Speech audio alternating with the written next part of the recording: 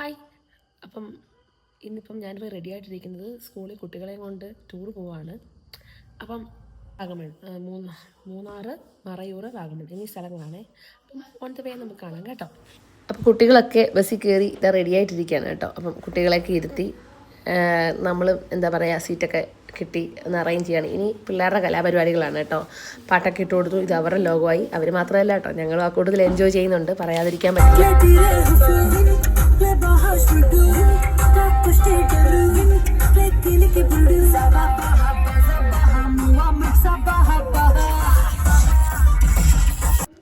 Tour കുട്ടികളുടെ ആണെങ്കിലും ഞങ്ങൾ ടീച്ചേഴ്സും നല്ല അടിപൊളിയായിട്ട് എൻജോയ് ചെയ്തു കേട്ടോ. ഇപ്പം ബസ്സിലെ പാട്ടൊക്കെ കഴിഞ്ഞപ്പോൾ അവരുടെ അടുത്ത ആഗ്രഹം ഏതെങ്കിലും ഒരു പെട്രോൾ പമ്പിൽ നിന്ന് ഡാൻസ് കളിക്കണം എന്നുള്ളതായിരുന്നു. എങ്കിൽ പിന്നെ അതങ്ങ് നടക്കട്ടെന്ന് ഞങ്ങളും അങ്ങ് വിചാരിച്ചു. അപ്പോൾ പിന്നെ നമുക്കത് കാണാം കേട്ടോ. അപ്പോൾ ഇത് ഞാൻ ഒരു തവണ അപ്ലോഡ് ചെയ്തതിന് ശേഷം കോപ്പിറൈറ്റ് വന്നതുകൊണ്ട് വീണ്ടും ഡിലീറ്റ് ചെയ്ത് ഒന്നേന്ന് അപ്ലോഡ് ചെയ്യുവാണ് കേട്ടോ. ഇവിടെ കുട്ടികളുടെ സോങ് ഉണ്ടായിരുന്നു, അതുകൂടെ അങ്ങനെ തന്നെ കാണാനായിരുന്നു എൻ്റെ ഭംഗി. മിഴിയഴക് പൊഴിയും രാധയൊക്കെ ആ ഡാൻസൊക്കെ ഇട്ടാണ് പിള്ളേർ എൻജോയ് ചെയ്തത്. സോ കോപ്പിറൈറ്റ് വന്നതുകൊണ്ട് ഞാനത് ഡിലീറ്റ് ചെയ്തിട്ട് വീണ്ടും ഒന്നേന്ന് വോയിസ് ഓവർ കൊടുക്കുന്നതാണ് കേട്ടോ.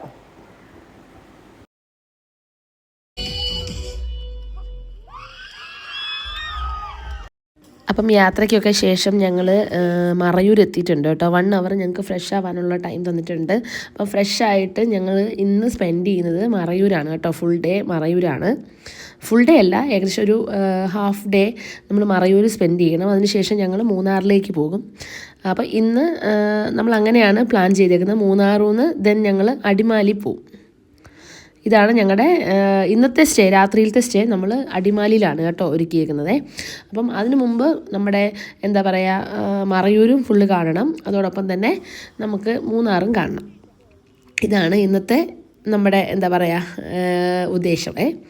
അപ്പോൾ നമ്മൾ ടീച്ചേഴ്സൊക്കെ എല്ലാവരും റെഡി ആയിട്ടുണ്ട്. അപ്പം ഇനി ഫുഡ് കഴിക്കാൻ വേണ്ടി നമ്മൾ പോവാണ് കേട്ടോ. യാത്രയൊക്കെ നമുക്കൊരു രക്ഷയില്ല, എന്ത് രസമാണെന്നറിയാമോ, അടിപൊളിയാണ് യാത്രയൊക്കെ. ഞങ്ങൾക്കും ഈ 2 ദിവസം ഭയങ്കര എന്താ പറയുക മറക്കാൻ പറ്റത്തില്ലാത്തൊരു അനുഭവമായിരുന്നു കേട്ടോ. കുട്ടികളുടെ കൂടെ അത്ര എൻജോയ് ചെയ്തൊരു യാത്രയായിരുന്നു കേട്ടോ. അപ്പോൾ ഞങ്ങൾക്ക് ഫുഡ് ഒരുക്കിയേക്കുന്നത് ഈ റെസ്റ്റോറൻറ്റിലാണ്.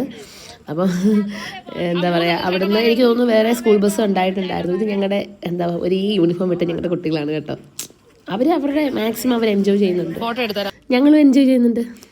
അവർ സന്തോഷം, നമ്മൾ ഹാപ്പി. അപ്പോൾ നമ്മൾ എന്താ പറയുക ഫുഡ് കഴിക്കാനാണ്. ഫുഡ് റെഡിയാക്കിയിട്ടുണ്ടായിരുന്നത് ദോശ, പിന്നെ ദൊപ്പം. ഇവിടെ ദൊപ്പം എന്ന് പറയും, ദൊപ്പം അല്ല കേട്ടോ, ദോശ പോലത്തെ അപ്പം. പിന്നെന്താ ഒരു ഇഡ്ഡലി, സാമ്പാർ, കടലക്കറി, ഉള്ളിക്കറി, ഇത്രയും ഉണ്ടായിരുന്നു. അടിപൊളിയായിരുന്നു. എനിക്ക് തോന്നുന്നു ഇഡ്ഡലിക്ക് സാമ്പാർ, ദോശയ്ക്ക് കടലക്കറി, അപ്പത്തിന് ഉള്ളിക്കറി, ഇങ്ങനെയാണെന്ന് തോന്നുന്നു അവർ ചെയ്തേക്കുന്നത്. 3 കറിയും 3 ഫുഡും കൊള്ളായിരുന്നു. ഇനി ഞങ്ങൾ ഫുൾ ഡേ ഇനി ഈ ജീപ്പിലാണ് കേട്ടോ. ഫുൾ ഡേ അല്ല, മറയൂർ ഫുള്ള് നമ്മൾ ജീപ്പിലാണ്, ട്രക്കിംഗ് ആണ് കേട്ടോ.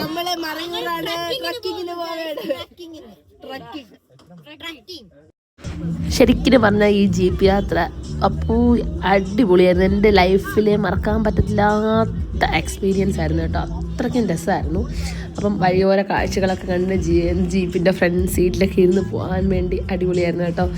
എന്താ പറയുക പ്രത്യേകിച്ച് ഇടുക്കിയുടെ കാര്യം പറയണ്ടല്ലോ, എന്ത് രസമാണ് കാണാൻ. എൻ്റെ നാടായതുകൊണ്ട് പറയല്ല, ആക്ച്വലി ഇത്രയും സൗന്ദര്യമുള്ളൊരു നാട് ഞാൻ കണ്ടിട്ടില്ല കേട്ടോ. നമ്മൾ പലപ്പോഴും പാടാറുണ്ട് ഇവിടുത്തെ കാറ്റെന്നൊക്കെ പറഞ്ഞിട്ട്. എനിക്ക് ശരിക്കും ഇപ്പോൾ ഇവിടുത്തെ കാറ്റും ഇവിടുത്തെ തണുപ്പും ഇവിടുത്തെ മഞ്ഞും ഒക്കെ എനിക്ക് വല്ലാതെ മിസ് ചെയ്യുന്നുണ്ട് കേട്ടോ. എനിക്ക് തോന്നാറുണ്ട് ഇത്രയും ആത്മാർത്ഥതയുള്ളൊരു ആൾക്കാർ വേറെ ഉണ്ടോയെന്ന് എനിക്ക് തോന്നാറുണ്ട്. അത്രയ്ക്കും ആത്മാർത്ഥതയുള്ള ആളുകളാണ് നമ്മുടെ നാട്ടിലുള്ളത്. ഇവിടുന്ന് പോയി കഴിഞ്ഞപ്പോഴാണ് ശരിക്കും നാട് ശരിക്കും നമ്മൾ മിസ് ചെയ്യുന്നത്. പിന്നെ എനിക്ക് ശരിക്കും എൻ്റെ ഇടുക്കി എന്ന് പറയുമ്പോൾ തന്നെ എനിക്കൊരു നൊസ്റ്റാൾജിയ കേട്ടോ. അപ്പോൾ ഇനി നമ്മൾ പോകുന്നത് മറയൂർ ചന്ദനക്കാടുകൾ കാണാൻ വേണ്ടിയാണ് കേട്ടോ. അപ്പം ഈ മറയൂർ ചന്ദനക്കാടുകളുള്ള സ്ഥലം ഫോറസ്റ്റ് ഏരിയ ആണ്.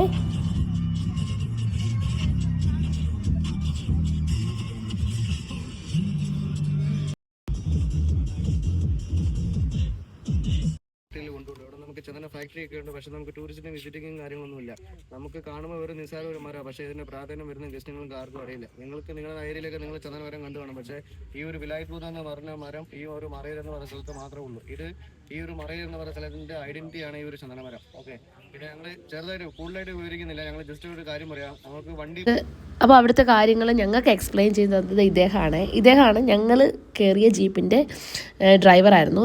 അപ്പോൾ ഏകദേശം 5-6 ജീപ്പ് ഉണ്ടായിരുന്നു. ഒരു ജീപ്പിൽ 10 കുട്ടികളും ഒരു ടീച്ചറും എന്നുള്ള രീതിയിലാണ് കേട്ടോ ഞങ്ങൾ പോയിക്കൊണ്ടിരുന്നത്. അപ്പം ഇദ്ദേഹമാണ് അടിപൊളിയാണ് കേട്ടോ ഡ്രൈവ് ചെയ്യുന്നത്, ഒരു രക്ഷയില്ല കേട്ടോ, പറയാതെ വയ്യ. ഇനി നമ്മൾ പോകുന്നത് നമ്മുടെ എരച്ചിൽപ്പാറ വെള്ളച്ചാട്ടം കാണാൻ വേണ്ടിയാണ് കേട്ടോ. അപ്പം അങ്ങോട്ട് പോകുന്ന വഴിയൊക്കെ ആണെങ്കിൽ ഒരു രക്ഷയില്ല കേട്ടോ.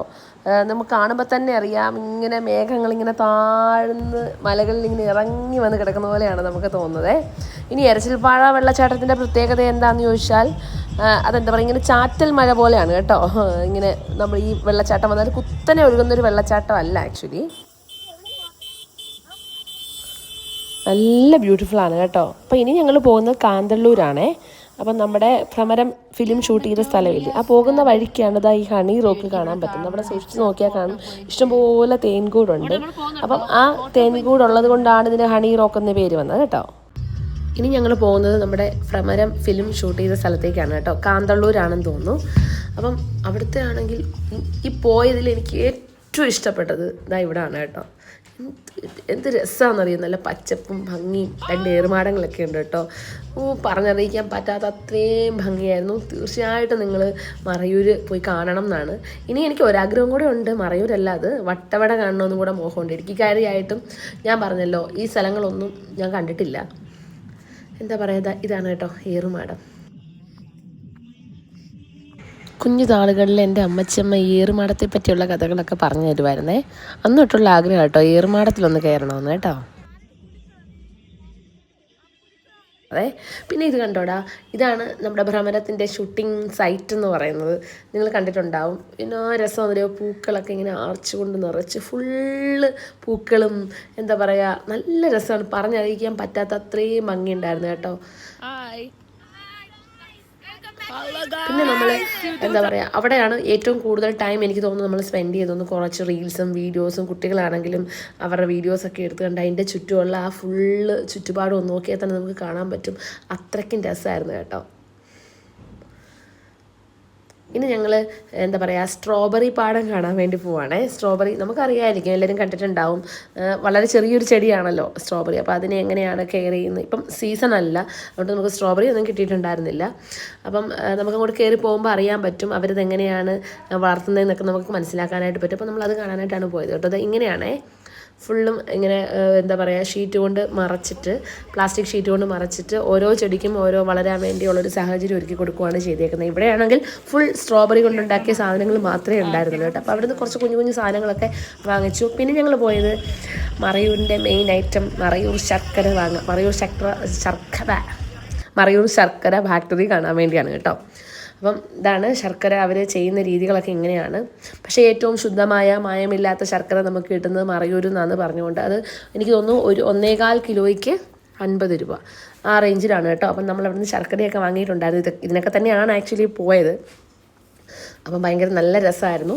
പിന്നെ ഞങ്ങൾ പോയത് മുനിയറ കാണാൻ വേണ്ടിയാണ് കേട്ടോ. അപ്പോൾ അതാണ് ഒരു രക്ഷയില്ലാത്ത എക്സ്പീരിയൻസ്. വലിയ പാറക്കെട്ടുകളിലൂടെ ഒറിജിനൽ ട്രാക്കിംഗ് എക്സ്പീരിയൻസ് ചെയ്യാൻ പറ്റി. എന്ത് രസം, വിളിയും ബഹളവും, എന്താ പറയുക, നമുക്ക് പേടി തോന്നും. കാരണം അവരിങ്ങനെ വണ്ടി കൊണ്ട് എന്ത് രസമായിട്ട് അവർ ഡ്രൈവ് ചെയ്യുന്നു. നമുക്കിങ്ങനെ മറ്റേ റോളർ കോസ്റ്ററിലൊക്കെ കയറിയിരിക്കുന്ന ഒരു ഫീല് തോന്നും കേട്ടോ. അത്രയ്ക്കും അടിപൊളിയായിരുന്നു കേട്ടോ.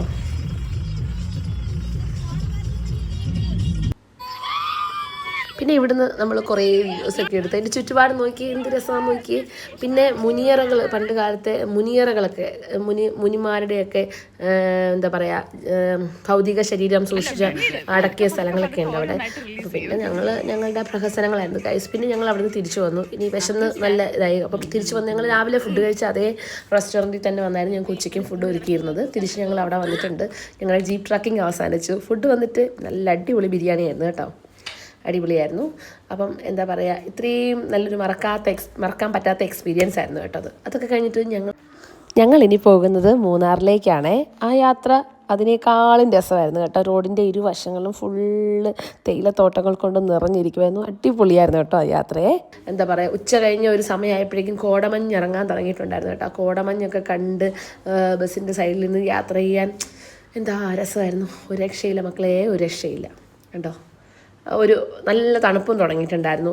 ഞങ്ങൾ പ്രതീക്ഷിച്ച് പോയത് കുറച്ചും കൂടെ തണുപ്പ് വെച്ചാൽ 15 ഡിഗ്രി ഒക്കെ ആണെന്നാണ് പറഞ്ഞിട്ടാണ് പോയത്. പക്ഷെ അത്രയും അങ്ങോട്ട് യാത്രയിൽ നല്ല തണുപ്പുണ്ടെന്നുള്ളതല്ലാതെ അങ്ങോട്ട് പോകുന്ന വഴിക്ക് അവിടെ എത്തിക്കഴിഞ്ഞപ്പോൾ അത്ര വലിയ തണുപ്പൊന്നും ഇല്ലായിരുന്നു.